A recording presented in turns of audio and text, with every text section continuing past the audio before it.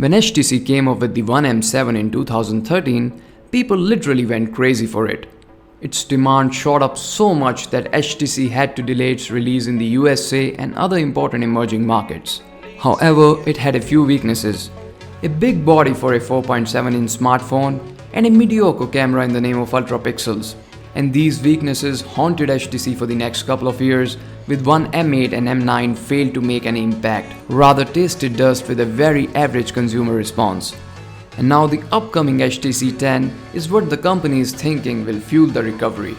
This phone, like every HTC flagship, promises nothing less than perfection, with great looks, high-end specs and revamped tentpole HTC features. And in today's video, we will see whether HTC, on its 10th anniversary of mobile phones manufacturing, has finally cracked it with the HTC 10. So hello guys, welcome to the 2-minute reviews, and today we are going to figure out whether you should go for the new HTC 10 or rather give this one a skip.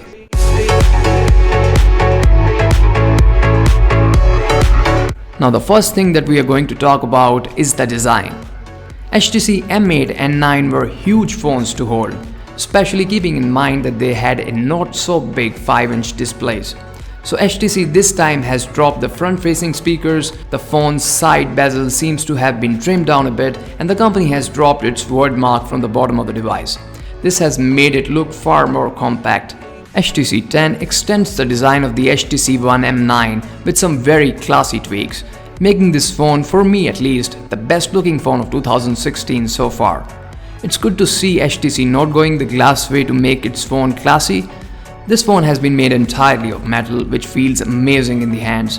It does look more like a souped up version of the previous generation HTC phones, with a curved aluminum body and tapered edges, making the device feel thinner than it actually is. And finally, we have this bold and shiny chamfer that looks so dope.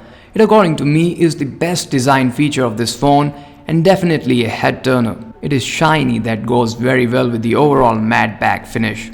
From the design point of view, it is definitely the USP of the HTC 10. Now talking about its specifications and performance, this phone comes with a 5.2-inch Super LCD QHD screen that's protected by Corning Gorilla Glass 4.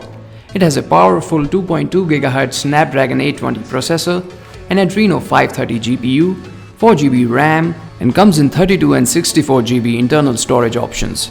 And it also supports micro SD card slot along with all the important sensors. Now these specifications translate into a powerful performance. The phone will handle anything that you can throw on it. The user interface of this phone is simply beautiful. The Sense 8 skin on this phone is easily one of the best that I've seen in a very long time on any Android device. The look is very close to the stock Android, simple, clean and light. So the phone feels extremely snappy and the transitions look fluid.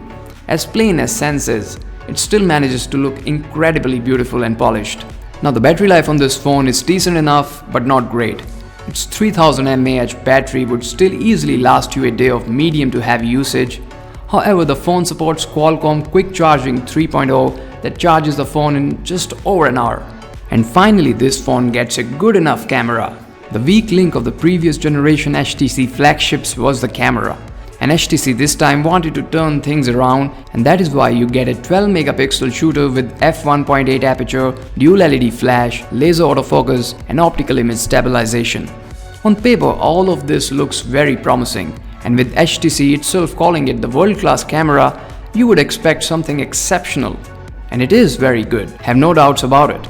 It shoots excellent photographs and 4K videos provided there is ample light. Its f1.8 aperture gives the photos more depth and great blurred effect in the background. The bigger pixel with the OIS makes it a very good camera in low light conditions. However, it does overexpose images in some cases, but as the auto HDR mode is very fast, that can be sorted. So the camera is great but not exceptional. It still falls very short of the Galaxy S7 and the iPhone 6s, but still is much better than the cameras of the previous generation HTC phones. However, if camera is your priority, then you will definitely get much better camera phones out there, given the price of this phone is very high. And last but not the least, its speakers. The speakers of HTC flagships have always been its USP, with the front-facing boom sound speakers producing excellent sound. But this time HTC has bid adieu to the front-facing speakers. However, you still get two sets of speakers, one larger driver at the bottom for lower and mid frequencies and one at the top with earpiece for higher frequencies. Now let me be straight. These speakers are not as good as boom sound speakers at all, but they are still great and powerful. You still get a great amount of bass and more than sufficient volume with both these speakers together. Now the HTC 10 is not a perfect phone by any means, but it's still a phone that deserves your consideration and money.